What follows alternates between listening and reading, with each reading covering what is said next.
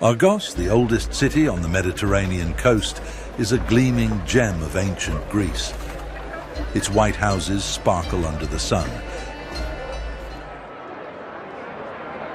and narrow streets wind their way to bustling marketplaces brimming with pottery, wine, and fresh fruits. Atop a hill, the Temple of Apollo stands majestically, a marble masterpiece with columns reaching skyward.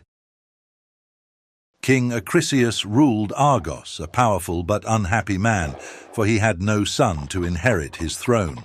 His only child was the beautiful Danae. Troubled, Perseus journeyed with his retinue to consult the oracle of Delphi. The entourage remained at the entrance, and Perseus ascended the steps of the temple alone. Enter, Perseus. The great Pythia is awaiting you. O great Pythia, I ask you about my future. What awaits me and my lineage? What dangers might threaten my throne and my heirs? The blood of your line, O king, will bring about your downfall. The son of your daughter will be the cause of your death. Perseus decided to protect himself from the possible threat. He imprisoned his daughter Danae in a bronze chamber. Zeus, impressed by Danae's beauty, entered her chamber in the form of a golden shower. As a result of their union, a son named Perseus was born. Perseus learned of Perseus's birth and, frightened, ordered them to be placed in a chest and thrown into the sea. The waves washed the chest ashore on Seriphos. The fisherman Dictys saved them and offered them his home. Perseus grew up as a curious boy. Dictys taught Perseus how to weave fishing nets and hunt, passing on all the necessary skills for survival and life on the island. As time passed, Perseus became a strong and agile young man. Over the years, Danae grew even more beautiful. Polydectes, the ruler of Seriphos, tried to court her, but Danae rejected his advances. Perseus defended his mother from Polydectes' unwanted attention.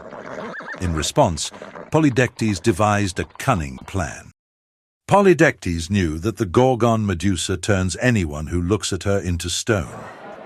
He organized a grand feast and announced his wedding. With nothing to offer as a wedding gift, Perseus was sent by Polydectes on a perilous mission to retrieve the head of Medusa the Gorgon. Perseus received help from the gods.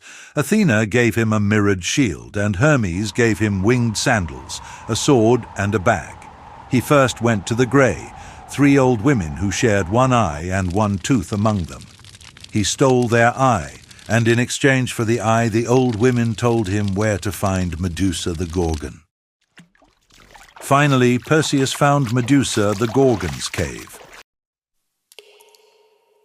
Inside stood the petrified figures of brave men whom she had turned to stone with her gaze. Stepping carefully, Perseus looked at the reflection of the sleeping Medusa in his mirrored shield to avoid her deadly stare. Slowly, he approached with his sword ready. When the moment came, Perseus struck swiftly and precisely, ending Medusa once and for all. Perseus, with his prize, headed towards the exit of the cave. At the cave entrance, Pegasus, born from Medusa's neck, awaited Perseus. Perseus mounted Pegasus and flew home. He saw a beautiful city by the sea and a girl chained to pillars on the pier. Perseus decided to help her. Young maiden, why are you chained to these rocks, awaiting certain death? I am Andromeda, daughter of Cassiopeia, condemned for my mother's pride. The gods demand I be sacrificed to the sea monster. I, Perseus, will not let you die today. You would risk your life for me? Be brave. This will soon be over. As soon as the monster approached, Perseus pulled the Gorgon Medusa from his bag. Medusa's gaze turned the monster to stone.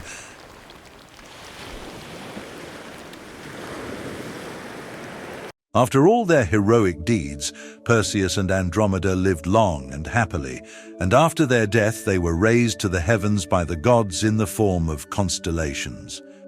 The constellations of Perseus and Andromeda, along with other characters related to the myth, Cassiopeia and Pegasus, became part of the celestial pantheon. Thus, Perseus' life was full of great achievements, and his story left a significant mark on ancient Greek mythology.